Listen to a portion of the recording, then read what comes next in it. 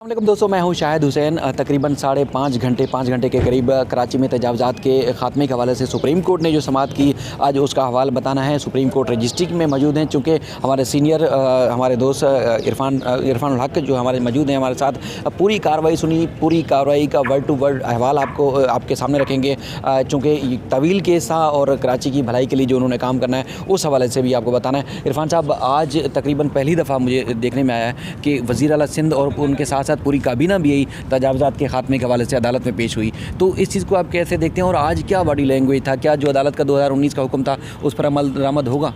देखिए, अमल दरामद होगा या नहीं ये तो मुस्तक़बिल में ही अंदाज़ा होगा, मगर मेरा ख़्याल है दूसरा मौका था जब वज़ीर आला सिंध को यहाँ पर वजाहत के लिए आना पड़ा। इससे कबल भी एक दफ़ा वज़ीर आला सिंध पेश हो चुके हैं इसी तजावज़ात के केस में, और अदालत की बरहमी दरअसल ये थी जो 19 मई 2019 का जो ऑर्डर था जिसका ज़िक्र बार बार हुआ, वो अदालत ने बराह रास्त CM सिंध को ये डायरेक्शन दी थी कि वो अमल दरामद करवा कर और उसकी रिपोर्ट पेश करें, और वज़ीर आला सिंध को ही ये कहा था कि आप मॉनिटरिंग भी करें, इसकी निगरानी भी करें।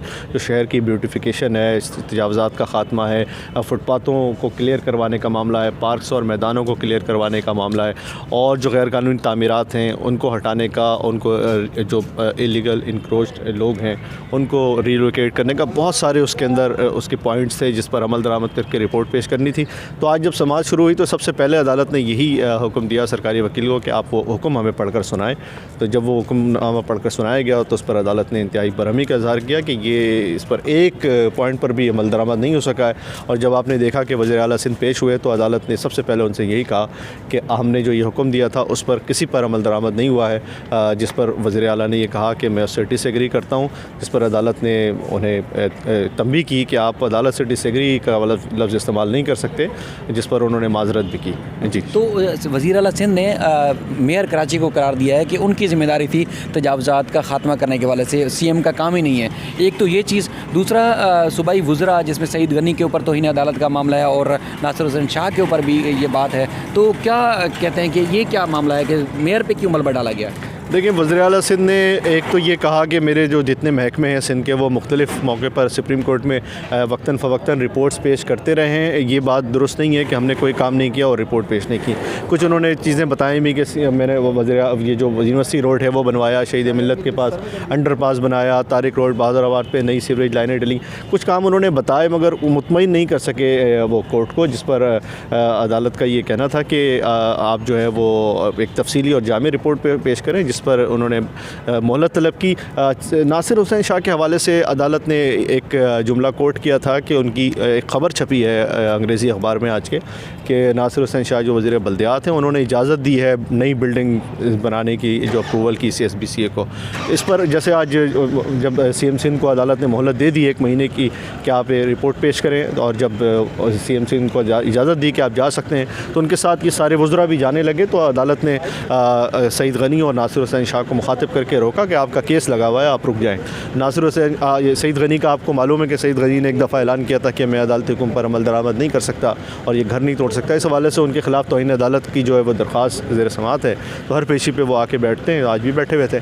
नासिर हुसैन शाह को अदालत ने रोस्टम पे बुलाया, उनसे पूछा कि ये जो ख़बर छपी है अदालत ये अखबार में, ये आप कैसे इजाज़त दे सकते हैं? शहर में नई तामीरात की, शहर में जगह ही नहीं है। जिस पर उन्होंने अदालत को यकीन दिलाया कि कोई गैर कानूनी तामीरात नहीं होंगी और अदालती हुक्म की तामील होगी। अच्छा सर, ये बताइएगा कि देखें बहरिया अकाउंट टावर, उसके हवाले से भी अदालत ने सवालात उठाए कि SBCA की मर्ज़ी के बगैर बना। DHA का और बहरिया टाउन जो पूरा शहर आबाद हो गया, उस हवाले से भी अदालत ने सवालात उठाए। क्या किसी के पास जवाब था? क्या ऐसा हो सकता था कि DHA भी बन जाए, बहरिया टाउन भी बन जाए और किसी को पता भी ना हो? कब्रिस्तान भी करार दिया कि फातिहा भी पढ़ देनी चाहिए। जी, अदालत ये कि जो ऑब्ज़र्वेशन थी मजमूई तौर पर ये थी कि इस शहर को आप कब्रिस्तान में तब्दील कर रहे हैं और ये जो ऊँची ऊँची इमारतें तंगलियों में बना रहे हैं ये सब गिर जाएंगे और लोगों को आप कब्र में डाल रहे हैं, अभी से फातिहा पढ़ लें उनके ऊपर। यही अदालत ने ये भी रिमार्क दिया कि आपको पता ही नहीं चला, आपके नाक के नीचे पूरा बहरिया आबाद हो गया, पूरा किसने परमिशन दी? इसका जवाब किसी के पास नहीं था। अदालत ने कहा DHA बन रहा है M9 पर, वो किसने परमिशन दी? इसका जवाब किसी के पास नहीं था। अदालत ने कहा कि 4000 गज जो है बहरिया आइकॉन टावर बना है क्लिफ्टन पे, उसमें 4000 मुरब्बा गज की ज़मीन जो है वो इंक्रोच्ड है, गैर कानूनी है। जाएँ उसको क्लियर कराएँ, आपके अंदर हिम्मत है, तगड़े लोगों से लड़ा करें। बड़ी वाज़ेह अल्फाज में चीफ जस्टिस ने आज ये कहा है कि ये छोटे मोटे पथारे वाले और ये दुकानदार, उनके ख़िलाफ़ कार्रवाई नहीं करेंगे। जो बड़े ताकतवर लोग हैं उनके ख़िलाफ़ जाएँ बहरिया आइकॉन टावर जाके वहाँ पे ज़मीन वागुज़ार कराएँ।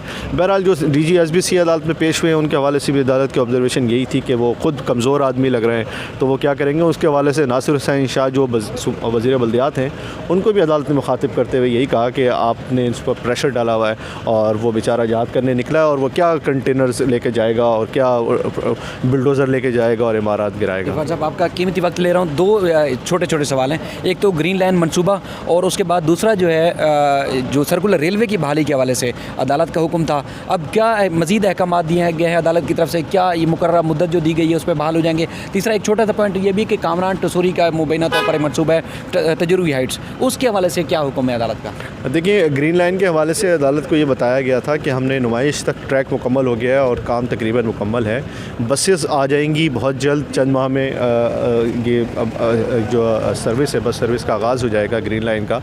अदालत ने उस पर बरहमी का भी इजहार किया कि अब तक आपने बेड़ा गर्क किया हुआ है, 50-50 लाख लोग रोज़ाना मुतासिर होते हैं। ये जो ग्रीन लाइन की वजह से मेन जो लेन्स हैं हमारी सारी वो तबाह हो गई हैं और इसके अलावा जो रेड लाइन की वजह से एक ज़मीन ली है जो प्रोजेक्ट डायरेक्टर ने, एक वहाँ पर मैदान है नुमाइश के पास, खेल का मैदान बहुत बड़ा बहुत मशहूर, उसको उन्होंने कब्ज़े में लिया, जिस पर अदालत ने कहा कि वो क्लियर करवाया जाए और जून 2021 तक की मोहलत दी है कि ग्रीन लाइन जो बसेस हैं अब वो लाकर चलाई जाएँ और ग्रीन लाइन का जो प्रोजेक्ट है वो उसको फ़ाल किया जाए।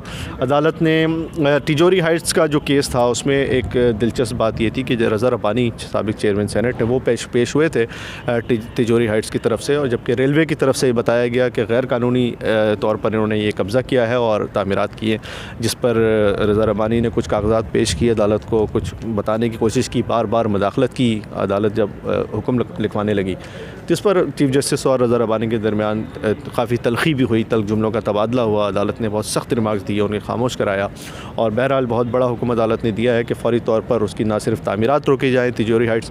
ये गुलशन इकबाल आपने देखा है कि वहाँ पर जो गिलानी स्टेशन था, बड़ा मशहूर गिलानी स्टेशन है KCR का, उसके करीब ही है। तो रेलवे का ये दावा है कि ये रेलवे की ज़मीन पर कब्ज़ा करके बनाया जा रहा है जो कि गैर कानूनी है। तो अदालत ने फ़ौरी तौर पर हुक्म दिया है कि उसे रोका जाए और कमिश्नर कराची को हिदायत की है कि वो टेक ओवर करें, अपनी तहवील में प्रोजेक्ट लें और ताहुक्म सानी किसी किस्म की कोई तामीरात ना की जाए। खान साहब बहुत शुक्रिया, आपने कीमती वक्त दिया। तो दोस्तों कल भी बड़ी अदालत लगेगी, इसी तरह और भी जो दूसरे पोर्शन है जो सुप्रीम कोर्ट में जो अमल दरामद के हवाले से अदालत ने रिपोर्ट तलब की थी, उसको वो टेकअप होगा। कल भी आपको फिर अपडेट करेंगे, फिर किसी और मौजूद के साथ भी आपकी खिदमत में फिर हाज़िर होंगी। तब तक के लिए शायद सर को दीजिए इजाज़त। अल्लाह हाफ़िज़।